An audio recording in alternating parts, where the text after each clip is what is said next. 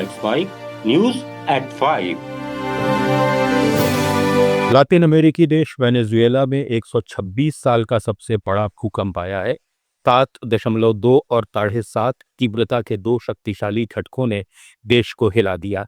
राजधानी कराकस समेत कई शहरों में इमारतें ढह गईं। एयरपोर्ट की छत का हिस्सा भी गिर गया। अब तक 32 लोगों की मौत और 700 से ज्यादा लोगों के घायल होने की पुष्टि हुई है। सरकार ने राष्ट्रीय आपातकाल घोषित कर दिया है। भारत और दक्षिण अमेरिका के कई देशों ने राहत और बचाव के लिए मदद की पेशकश की है। भूकंप के बाद हालात इतने खराब है कि घायल लोगों का इलाज सड़कों पर करना पड़ रहा है, क्योंकि कई बड़े अस्पताल भी क्षतिग्रस्त होकर ढह चुके हैं। देश के ज्यादातर हिस्सों में बिजली आपूर्ति ठप है।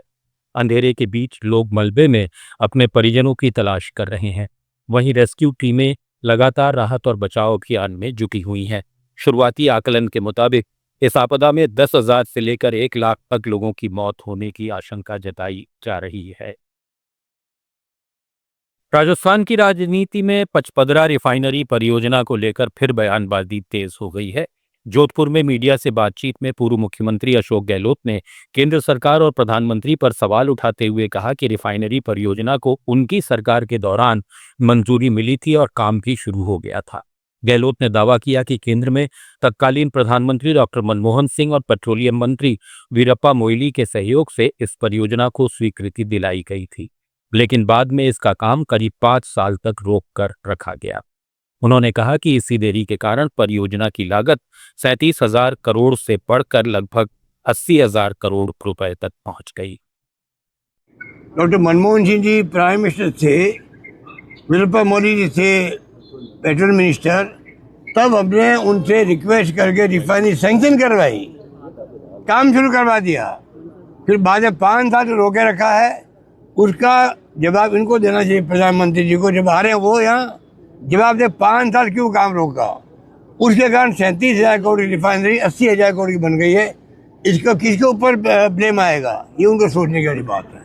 अयोध्या राम मंदिर में चढ़ावा चोरी और कथित वित्तीय अनियमितताओं के मामले को लेकर आम आदमी पार्टी ने यूपी सरकार की एसआईटी पर सवाल उठाए हैं।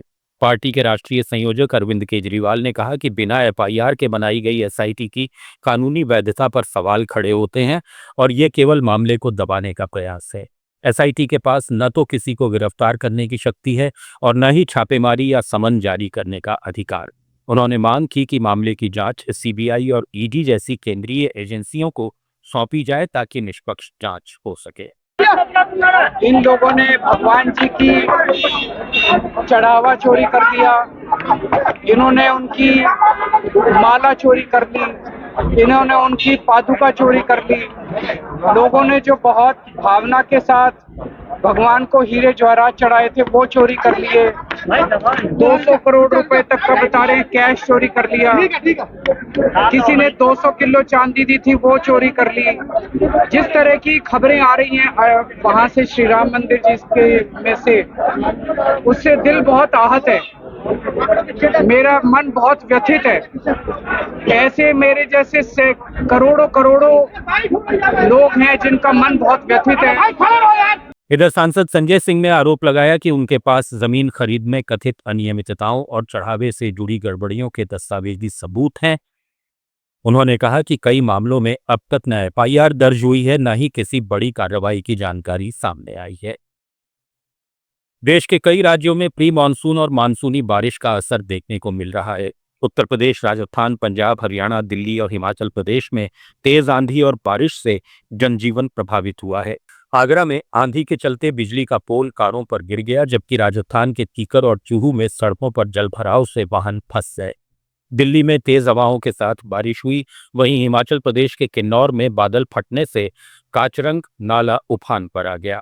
मुंबई में भी भारी बारिश के कारण अंधेरी सबवे में पानी भर गया और कई इलाकों में पेड़ गिरने से वाहनों को नुकसान पहुंचा। अरुणाचल प्रदेश में लगातार बारिश के बीच बाढ़ जैसे हालात बन गए हैं। 1 व्यक्ति की मौत हुई है और 4 लापता बताए जा रहे हैं। न्यूज़ एट 5 में फिलहाल इतना ही। जुड़े रहिए लेट्स माइक के साथ। आप सुन रहे थे let's mic more than radio. Follow कीजिए हमें हमारे सोशल मीडिया प्लेटफॉर्म्स पर।